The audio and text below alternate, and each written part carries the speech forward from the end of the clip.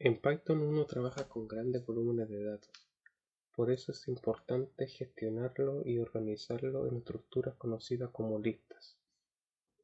Las listas me permiten almacenar grandes volúmenes de datos.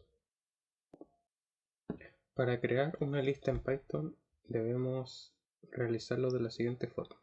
Por ejemplo, nuestra variable va a ser fruta igual.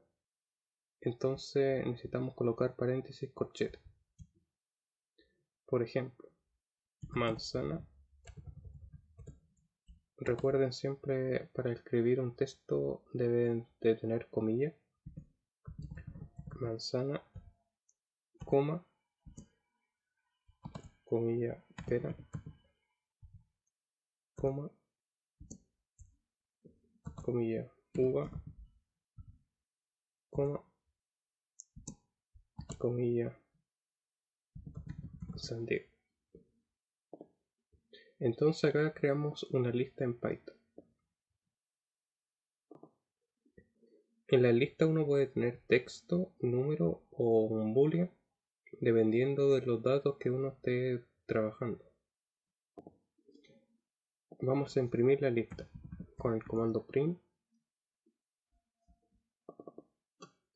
y escribimos nuestra lista, que es fruta. Entonces vamos al botón run, imprimimos nuestra lista, manzana, pera, uva y sandía. Y debemos recordar el índice argumento que tiene nuestra lista. Manzana corresponde al 0, pera corresponde al 1, uva al 2 y sandía al 3. Entonces si yo quiero llamar a una fruta de mi lista, lo puedo realizar de la siguiente forma. Por ejemplo, si coloco el 0, entonces va a buscar en mi lista el argumento que se encuentra en la posición 0. Entonces al ejecutarlo, vamos a borrar esto, y Python va a buscar en mi lista el argumento que se encuentra en la posición 0, que en este caso es manzana. Entonces al ejecutarlo, busca en mi lista manzana. Si aquí colocamos en la posición 2, 0, 1, 2, entonces va a considerar uva. Por eso es importante identificar y trabajar bien los índices en mis listas. Y también yo puedo considerar acá índices negativos. Por ejemplo, el -1. Si yo coloco acá como argumento el -1, corresponde a sandía, porque Python siempre considera el último término como -1. Entonces sería -1, uva sería -2, pera -3 y manzana -4. Entonces al ejecutar esto,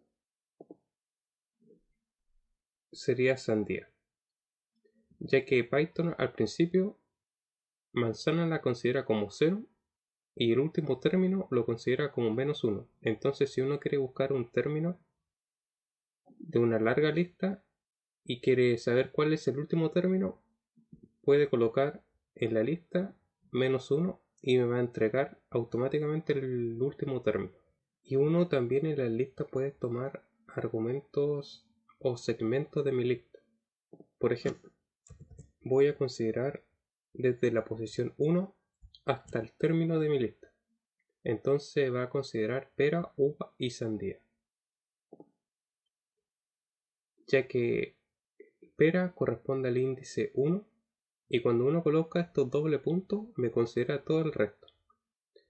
Y yo también puedo establecer un rango, por ejemplo, del 1 al 3 sería 0, 1, 2, 3. Python considera el 1 y el 2, excluyendo el número 3. Entonces, al ejecutar esto, solamente va a considerar pera y uva, ya que el índice de pera es 1 y el índice de uva es 2. Excluye este último término. Yo también puedo reemplazar un término que se encuentra en mi lista. Por ejemplo, escribo mi lista fruta, el que se encuentra en la posición 1 sea reemplazado por frutilla. Entonces el que se encuentra en el índice 1, que es pera, ahora ya no va a ser pera, sino va a ser frutilla. Entonces ahora si vamos a imprimir nuestra nueva lista, me va a considerar manzana, frutilla, uva y sandía. Ahora te voy a explicar algunas funciones más típicas y que se utilizan bastante en Python. Te voy a enseñar las funciones más populares que uno utiliza en Python cuando trabaja con listas. La primera función es agrupar dos listas. Se realiza de la siguiente forma. Colocamos fruta.string. Con esta función me permite ir agrupando dos listas. Por ejemplo, la lista fruta agrupada con la lista unidades. Y solo voy a crear una gran lista. Entonces acá coloco unidades y al ejecutarlo me va a entregar las frutas y las cantidades. Con la función append me permite agregar un elemento a mi lista. Por ejemplo, si yo quiero agregar otra fruta a mi lista, por ejemplo mango, al ejecutar este código, recuerden acá siempre comillas. Entonces ahora sí. Entonces mi lista ya ahora tiene manzana, pera, uva, sandía, naranja y mango. Una función interesante también es insert. Esta me permite insertar un elemento a mi lista. Y esta funciona con dos parámetros. El primero, debo colocar la posición o el índice en el cual yo quiero insertar un elemento. Por ejemplo, en la posición 2 y el elemento va a ser melón. Esto va a ocurrir de la siguiente forma. Ya que manzana está en la posición 0, 1, 2. Y melón entonces se va a anteponer a la posición 2. Va a estar antes de uva. Entonces va a ser manzana, pera, melón, uva, sandía y naranja. También podemos remover un elemento de mi lista con la función remove, el cual me permite remover un elemento. Entonces yo escribo tal cual el elemento que yo quiero remover de mi lista. Por ejemplo, uva. Entonces al imprimir mi lista nuevamente va a ser manzana, pera, sandía y naranja. Removió este elemento. Y con la función clear me va a eliminar todos los elementos de mi lista. Entonces fruta.clear y al ejecutarlo me elimina todos los elementos. Si yo quiero saber el índice de un elemento de mi lista, con la función index lo puedo determinar. Entonces acá escribo index, comilla, uva. Quiero saber en qué posición se encuentra uva. ¿Cuál es el índice de uva? Entonces aquí me arroja que se encuentra en la posición número 2. 0, 1, 2. Si yo en mi lista quiero contar cuántas veces se repite un término, con la función count me permite contar las cantidades de elementos. Por ejemplo,